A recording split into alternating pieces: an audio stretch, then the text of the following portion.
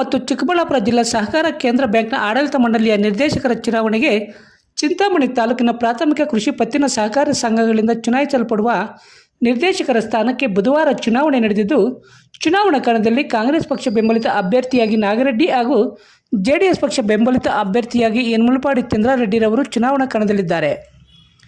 ಬುಧವಾರ ಸುಸೂತ್ರವಾಗಿ ಚುನಾವಣೆ ನಡೆದಿದ್ದು, ಕಾಂಗ್ರೆಸ್ ಬೆಂಬಲಿತ 8 ಜನರು ಹಾಗೂ ಜೆಡಿಎಸ್ ಬೆಂಬಲಿತ 6 ಜನರು ಮತ ಚಲಾವಣೆ ಮಾಡಿದ್ದು, ಫಲಿತಾಂಶವನ್ನು ಚುನಾವಣಾಧಿಕಾರಿಗಳು ಪ್ರಕಟಿಸದೆ ತಡೆ ಹಿಡಿದಿದ್ದಾರೆ ಎಂಬ ಮಾಹಿತಿಗಳು ಬಲ್ಲ ಮೂಲಗಳಿಂದ ತಿಳಿದುಬಂದಿವೆ.